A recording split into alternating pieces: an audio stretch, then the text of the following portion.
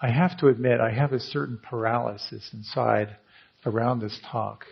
And the main reason is because I usually share all my jokes with Tara, and then she shares them with you. So I'm stuck. This is going to be a really somber talk. I just want you to know that. It really is horrible when I come up with a good story, and then I tell her, not only is it here, but it goes out on her podcast. So if I tell it again, then someone will say, oh yeah, Tara told that last week. It was so good. I was talking with her. I said, so what about this? She said, nah, it was 4 months ago I told that. So we kind of went through them. At any rate,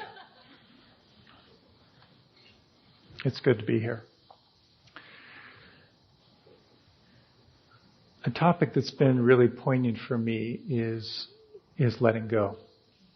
There's been a lot of personal change in my life, and the more that I talk with others and work with people privately, I've really come to get a much deeper appreciation for what it means to be going through change and transformation. Robert Frost said, in 3 words, I can sum up everything I've learned about life. It goes on. In the last 4 months, my mother died after a long, slow descent into Alzheimer's. And about 3 weeks ago, we just put my father into an Alzheimer's unit. My dog is almost 15, and he's not dead yet. He walks more sideways than he does forwards, but kind of holding the space for him and his transition. And we have another family dog that's also transitioning. I was just visiting with my brother, and I didn't realize that he's lost about 70% of his hearing from working. He worked at Bethlehem Steel, kind of in the pits as a foreman when he got out of college, and wrecked his health. And on and on and on. So much change, so much letting go. I'd like to talk a little bit about how we do it. How is it that we can keep a sense of presence to all that's changing around us? Ram Dass, wrote his wonderful book, Be Here Now, so many years ago. Such a powerful book. But I almost feel there should be almost a secondary book called Let Go Now. Because in order to be here now, we have to let go of everything that isn't here. And that is quite an art. And there's actually kind of a science to it as well. When I first went to visit my father in this Alzheimer's unit, my father's a very smart, very funny guy, a retired English professor, comparative literature, lived independently. And for him to be in this place where he wasn't really aware of his own dementia, so in his interpretation, he was fine, and he was surrounded by a totally chaotic world. And I walked into the door of his unit to find him at the most angry I'd ever seen him, basically yelling at the top of his lungs, saying, I am a professor, I have a life, I have things to do, you cannot keep me here. It was incredibly painful to see him in that degree of upset. And there was a real sense of helplessness. What could I do to support him in his process? The only alternatives we could think of were medication and maybe some counseling. So what I did was to practice Tonglen, of just breathing in his suffering and exhaling a sense of calm, exhaling a sense of peace. It was something very powerful in that process of not trying to push away, not trying to fix his discomfort, but to actually be with it and embrace it. And in that practice, I saw all the ways I was fearful of his mental condition, fearful of how I could relate to him, find any way to relate to him. And all my own fear of watching my own mind begin to crumble. And in that practice, I was able to be a little less fearful in my relationship with him. And over time, actually came to embrace that spiritual adage that spiritual practice is wholehearted cooperation with the inevitable. So it allowed me to actually find some interest in finding out how to be there for him in the best way I could. And I know that every one of us is surrounded by those who are struggling, those who are having challenge letting go. To keep our hearts open to this process requires paying particular attention, I think. In our practice of meditation, we see that the nature of suffering is clinging, one of the noble truths. We see that anything we're holding on to is going to lead to some degree of unsatisfactoriness, some degree of suffering. There's kind of the gross level. It's all our stuff, all of our material possessions. On a more subtle level, it's our habits. The habits that we hold dear. And over my years of living in a health center and so forth, I've really come to see that there are many people, for example, who would rather die than change what they eat. That habit is so strong. We also have to let go of our beliefs. And all we need to do is listen to the news to see the attachment to belief. People who are actually willing to die for what they believe. So when we practice non-judging awareness, we become very aware of how we're hanging on. Not just intellectually, but experientially, the visceral hanging on.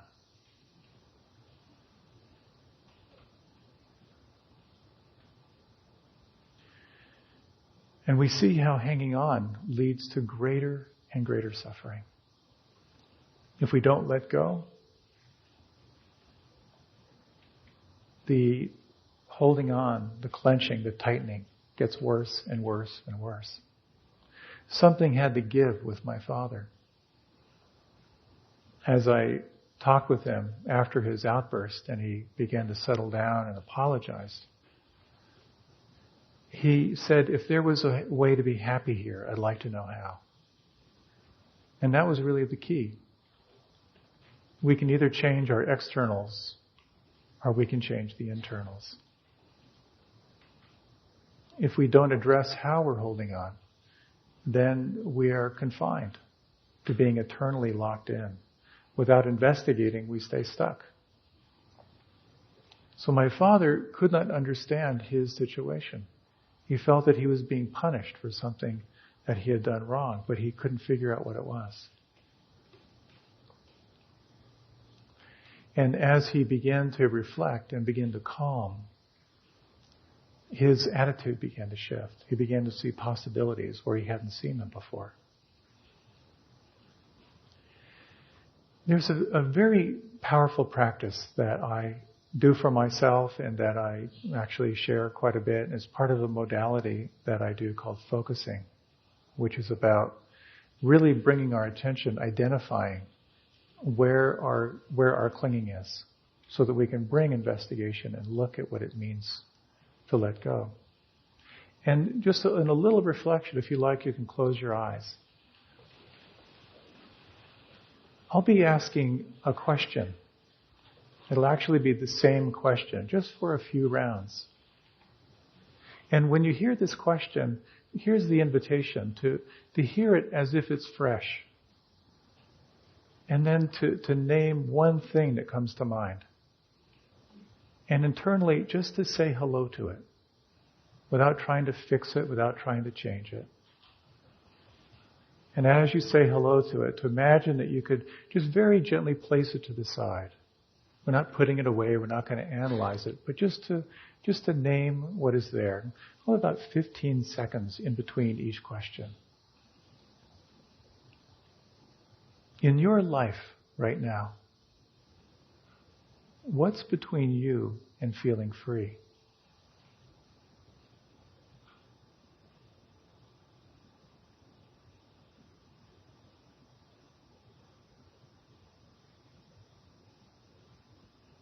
If you can imagine saying hello to it, placing it to the side. What's between you and feeling free?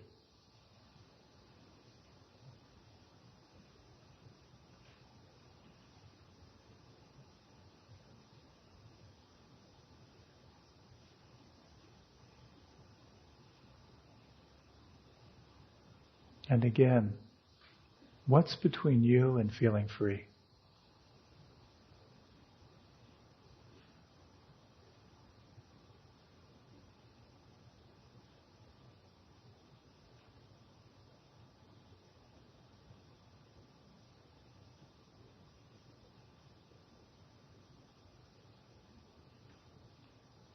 What's between you and feeling free?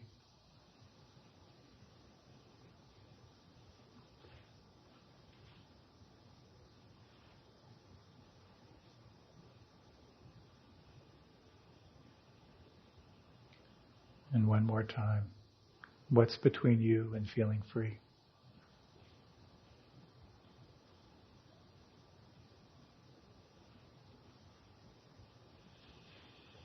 You might pause for just a few moments and just acknowledge what you've named, this landscape of what is between you and feeling free. And just sensing what it's like to hold these in non-judging awareness.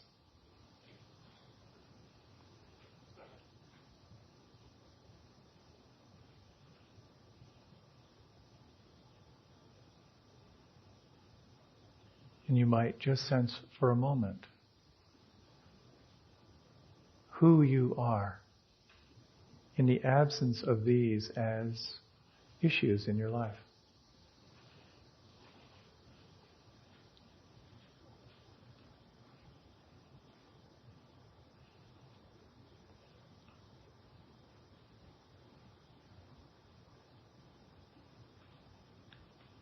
If you like, you can deepen the breath a little bit. And if you like, you can open the eyes, or you can remain with the eyes closed if you like. I find this exercise helpful. It helps me to kind of name or identify the landscape of what's present.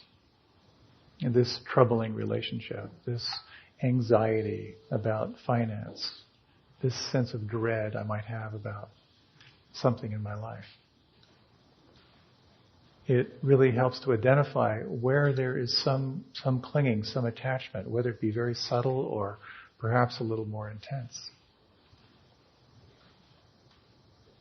Of course, the Buddha said, cling to nothing.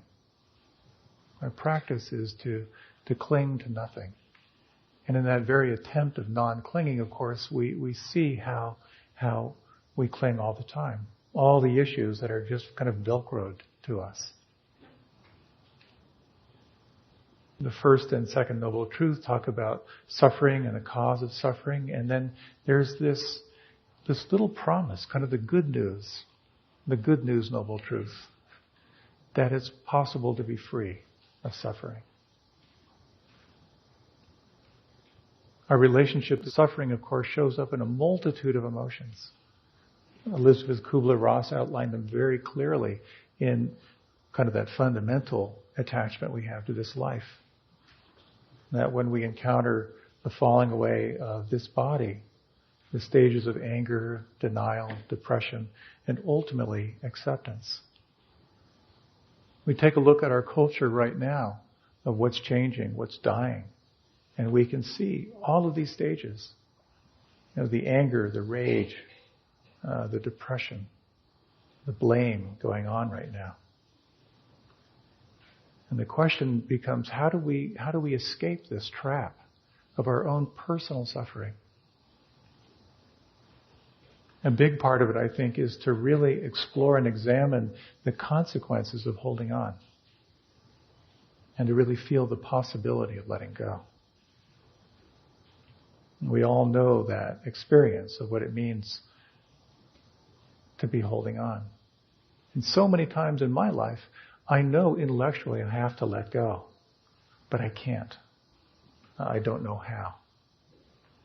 And today I was kind of pulling out of the bank. I made a left-hand turn and was going kind of right down the center to go straight. There was a left-hand and a right-hand turn ahead of me. And suddenly this car behind me, the horn was just blaring like a really angry, aggressive car horn. And the car kind of came up on my right, and then they made a right-hand turn. And I was really puzzled. Like, what did I do? It was a really expensive Mercedes, and there was like two big burly guys, a white guy and an African-American guy. And my first thought was like, wow, diversity in a Mercedes, that's kind of cool. My second thought was, what did I do? And as I had this whole theme of like letting go, for the next couple hours, I couldn't let it go. There was anger, there was like some unfulfilled revenge that I was feeling. There was, a sense of, what could I possibly have done wrong? And as I was kind of doing my afternoon meditation and sort of like replaying the scenario, I realized the car horn probably didn't have anything to do with me. Just kind of my hallucination. But I really struggled, like I wanted to let it go, but I couldn't let it go. Attachment happens so easily. We move so organically to attachment. And we see this in relationships. And Rilke has a beautiful 2 lines. He says, we need in love to practice only this, letting each other go. For holding on comes easily. We do not need to learn it. The mind instinctively grasps. It takes extraordinary training and extraordinary patience to train ourselves how to let go. So for myself, I lived a very, very simple life for many years. I lived in an ashram for a couple decades. And I lived in a 9 by 11 room for most of those years. And then when I left, I moved into a motorhome, which was kind of the same size, for a couple of years. And there was really something nice about that. I really couldn't accumulate anything. And in my travels, as I was traveling and teaching for about 3 years, and visiting many, many people in their homes, I realized that most houses in America have enough really for 2 houses. So when I ended up buying a house, I made a little deal with myself that I wasn't going to buy anything for the house. I just put out word to the people I knew. I have this empty house, and if anyone had anything they wanted to get rid of, to let me know. And in about 4 days, I had this this amazing house with all this great stuff. And the real benefit of this practice is when I moved about 3 years later, it was really easy. I just called up my friends, said, take what you like, and they'd all forgotten about what they'd given me. And I just invited people to come and take what they wanted. The house was empty, and I kind of moved on. I've kept the practice of living simply as best as I can. I've become a little bit of a fanatic about traveling with one bag. Little advertisement for onebag.com. It's a really interesting site about the economy of travel. So every time I would come back from traveling with one bag, I'd very carefully note what didn't I wear. So that would kind of inform my next travel. And I really kind of took that as a metaphor of really looking at what can I let go? What am I holding on to that I really, really don't need? And of course, the advantage of letting go is your bags are lighter and lighter. There's less and less to carry. It's a very powerful practice to really look at what you can let go of. What is your baggage? On the gross level of your stuff, the subtler level of your habits, and the subtlest level of your beliefs. A friend of mine who was clearing out her house and she had to downsize was really troubled by all this stuff that meant so much to her. And I had this idea, and I've actually suggested it to other people. I got out my video camera And she told the story of what she had. And she has the video to kind of go back and look at those stories. And as Ram Dass says, we need to hold on tightly and let go lightly, to really recognize what's dear to us and to know that inevitably we need to move it on.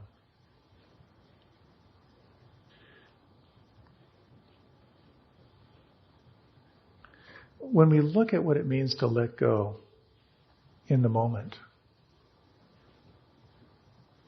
we of course realize that most of our experience is made up of thoughts of the past and thoughts of the future. And the letting go, the renunciation in our meditation practice is letting go of those stories, letting go of those memories, training ourselves how to renounce. And the interesting thing about meditation practice is that when we meditate, it's not to get anything, but to let go.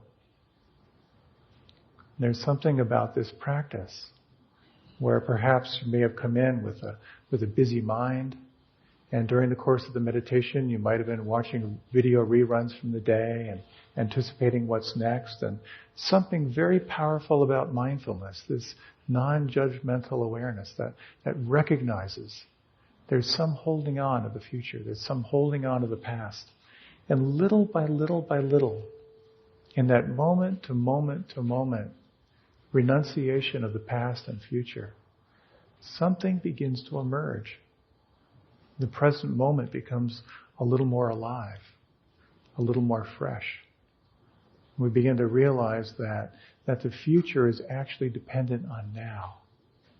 The only way we can influence the future is in this moment. So how do we let go? There's a wonderful teaching story about Ajahn Chah. It's one of those stories that's so simple, it's a little bit ridiculous. But that's usually the best teaching stories. And the story is he was walking with some of his students, and he taught very, very simply through little analogies. And he was holding this heavy stick. And he just stopped and he said, "This stick, is this really heavy?" And they all said, "Yes, it's a really heavy stick." And then he said, "Not now," and he dropped it. That's the story. But it's so powerful. It's such a powerful story. Any moment that you are carrying some burden, in any moment you can drop it. What can feel inexpressibly difficult, by shifting your attention from it to the here and now, there can be a moment, there can be a millisecond of freedom. And that's the promise of these practices, the promise of these teachings. No matter how intense the suffering, no matter how tight you might be clinging, in any given moment, there's the possibility of dropping it.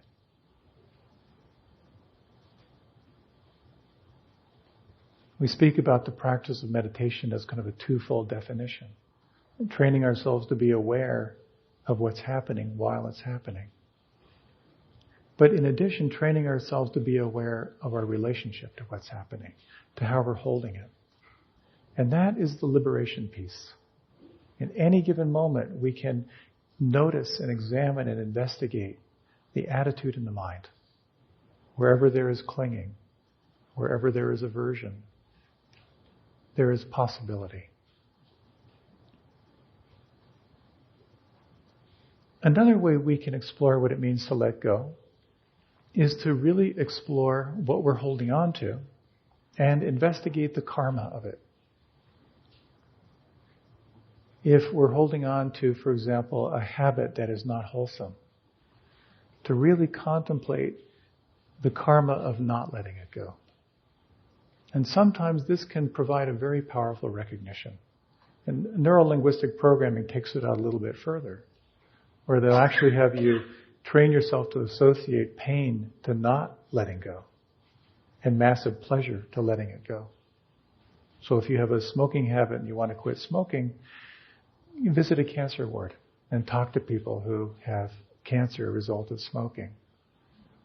And then plan on what you're going to do with all the money you're going to save. And that can be a very powerful way to shift your relationship to something you're holding on to that you might let go. Perhaps one of the most powerful ways of letting go is we talk about the power of investigation, particularly in vipassana, is to investigate what it feels like inside. Anything we're holding on to investigate as intimately as we can the experience of clinging, the experience of suffering, the experience of all the emotional flowering that comes out of attachment and out of clinging. Another way to explore in that same way is the beliefs of what we're actually believing in any given moment can provide a very, very powerful doorway. I know for myself, I think every time I do a longer retreat, I have the same insight.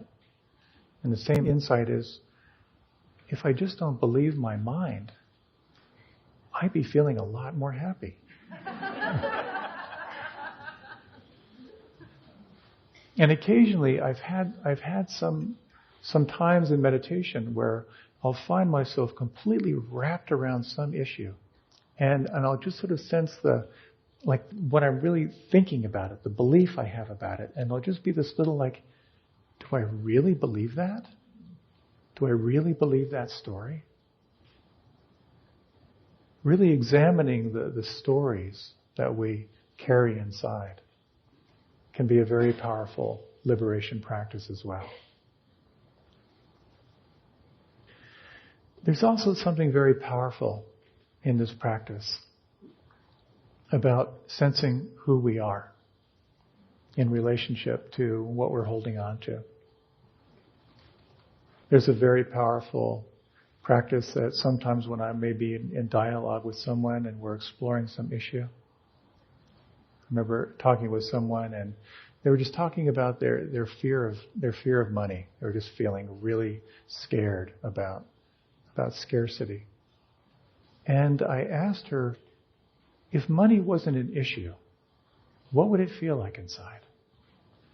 And as she really sat and examined that, there was an expansiveness. There was a sense of gratitude. There was a sense of flow.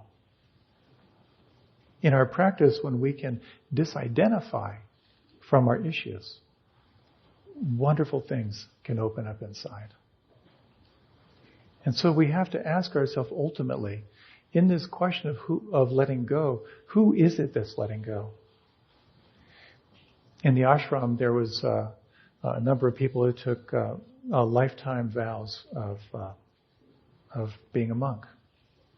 And I was sort of like junior varsity monk squad. I wasn't ready for the big one. But when you would sort of make the next step, you were given a new name. And I was talking with one of the fellows who just made a lifetime vow. And he was moved into a new room. He was given a new name. And I kind of looked at in his room, and there was hardly anything in there. You know, he had like 2 books and just a couple sets of clothing. And I said, how did you do this? And he said it was really, really easy. His new name was Gitanand. And he said, I just looked at everything that belonged to Govinda, and I asked myself what belonged to Gitanand. And I let go of everything that belonged to Govinda. So he had sort of the shift in identity that sort of helped him to recognize what he could take forward in his life.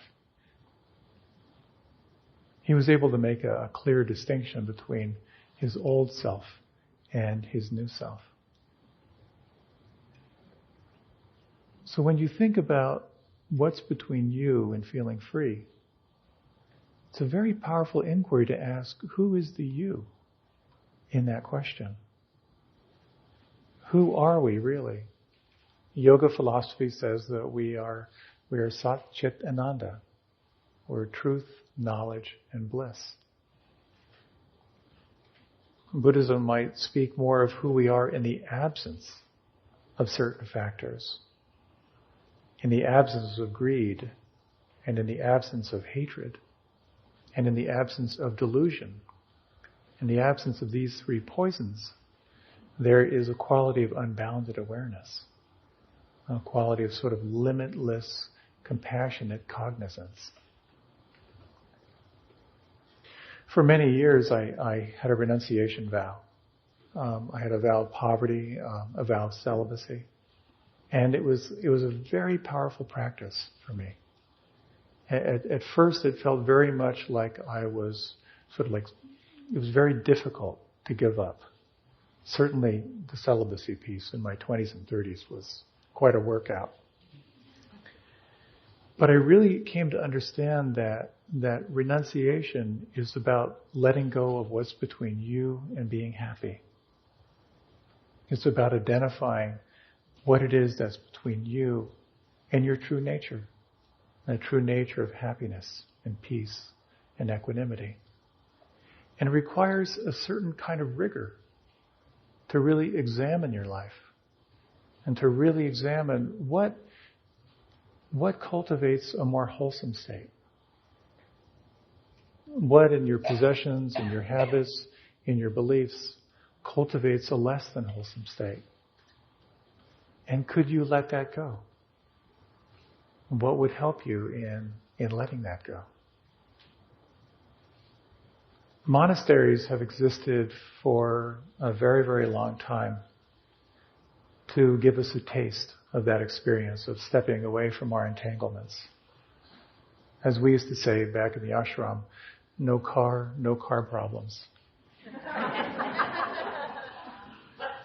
No relationship problems.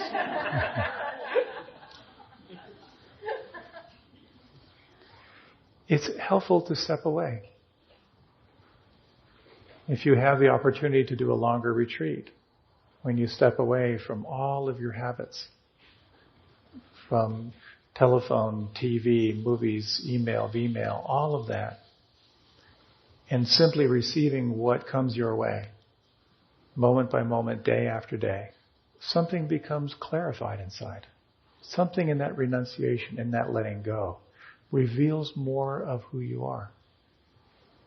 And meditation does that too. Anytime you can pause, it does that.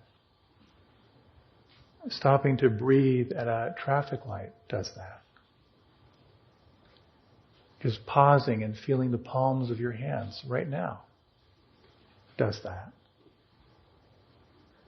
Reflecting on contentment does that.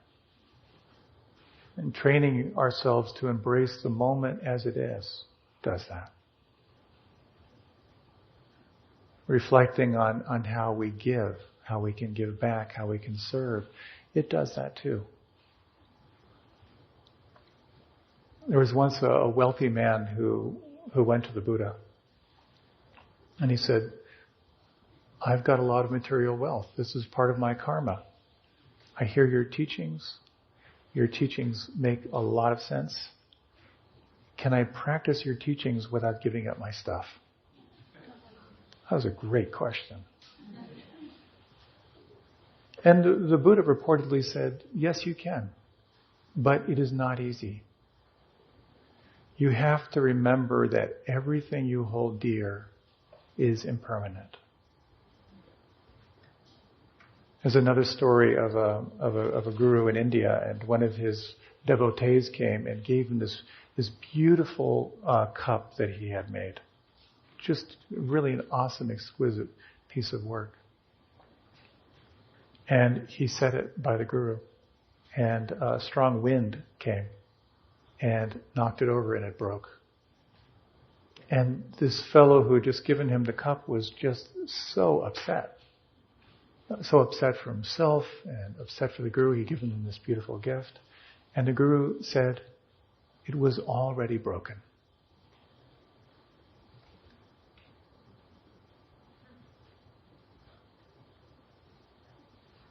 Everything that we hold dear will fall away. That's the bad news. The good news is if you know that deeply in the cells of your being, then you can enjoy and savor the miracle of everything you have and everything you hold dear.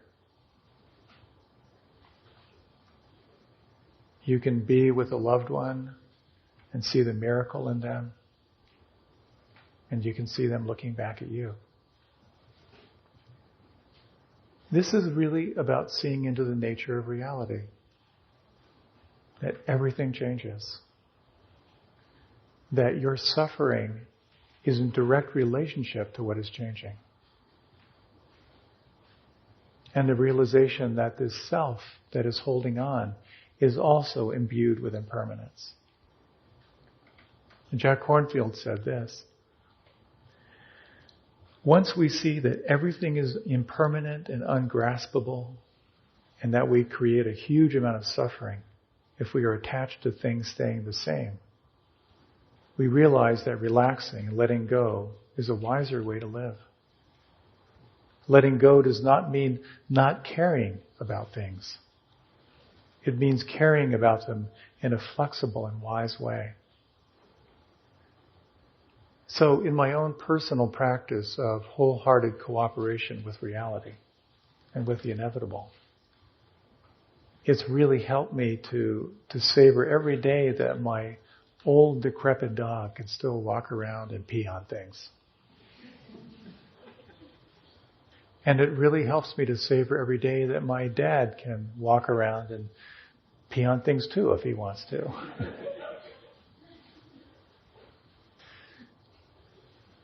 The more I let go, the more freedom I feel. Even though there's a crumbling that's happening. Even though there's a comfort level that's being stripped away. So for me, it's a poignant time with so much old age, sickness, and death around me. There's a lot changing. And there's something in me that doesn't like it. There's something in me that resists it. But I take peace in knowing that I'm not alone. Attachment is really, really easy. Letting go is not. Just reflecting on those words again by Rilke. We need and love to practice only this, letting each other go. For holding on comes easily. We do not need to learn it.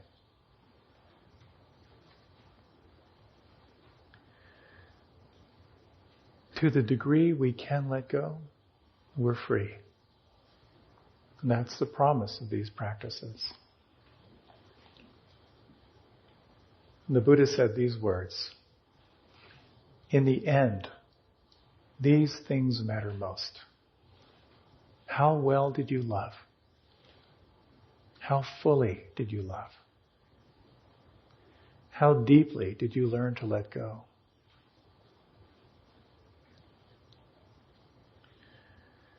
So why don't we close with a little meditation, a little reflection on this practice of letting go.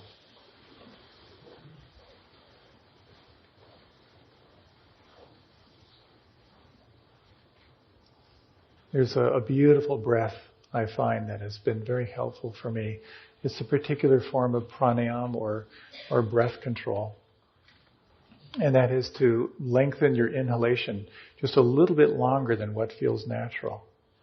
And on the exhalation, to consciously relax and to let the breath fall away.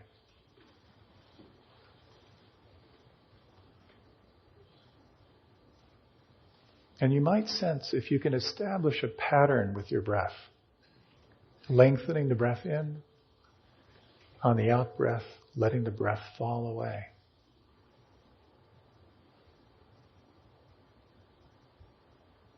On the out breath, just sensing inside what it means to let go.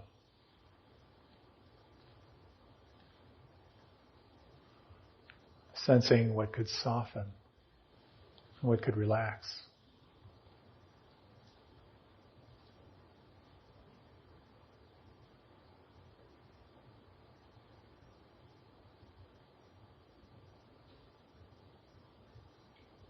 Letting go of the future. letting go of the past.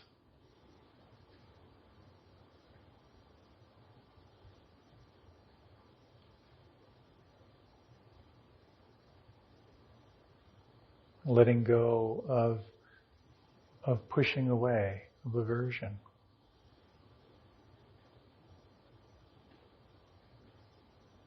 Letting go of grasping.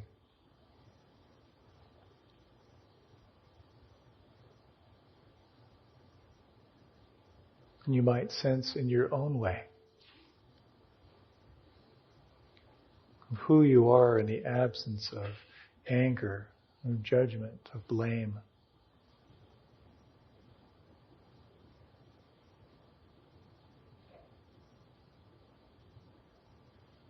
Sensing who you are in the absence of clinging, of wanting.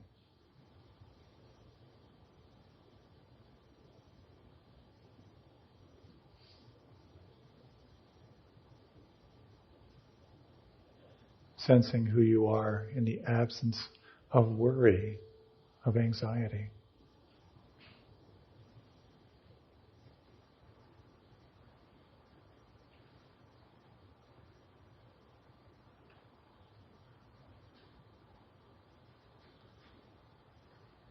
Sensing who you are in the absence of heaviness, of sadness.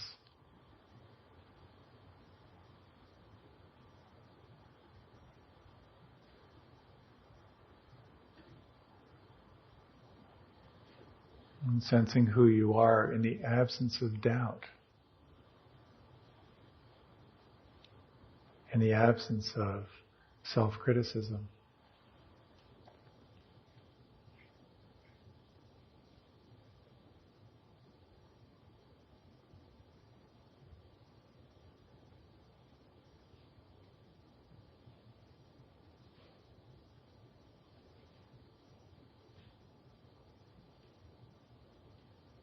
And in these final minutes, you might reflect on who you are imbued with the qualities of the four immeasurable states,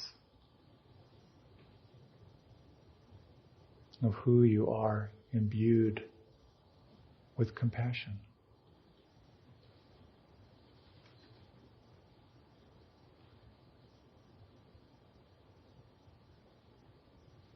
who you are filled and imbued with kindness,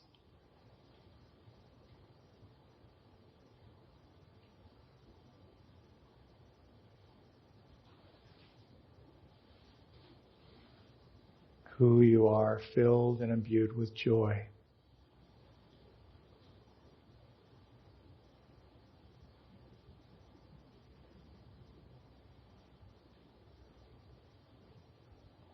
and who you are imbued with equanimity.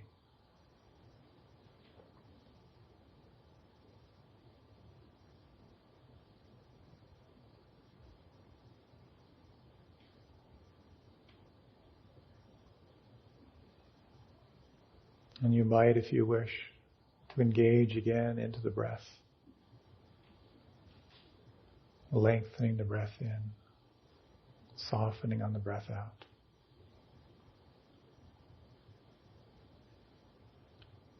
Imagining these qualities of the immeasurables radiating in all directions to all beings without discrimination.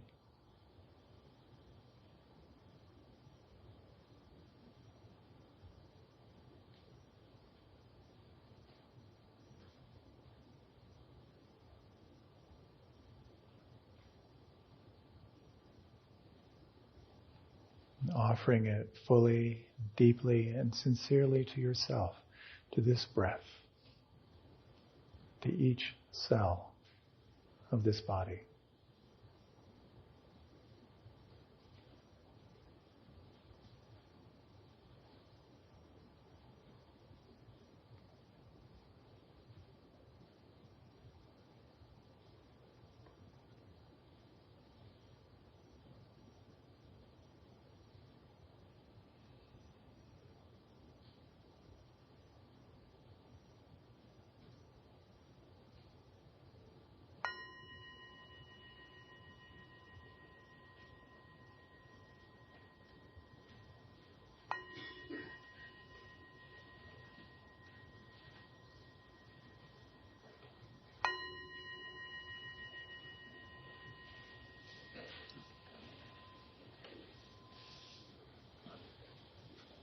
Thank you for your very kind presence and attention.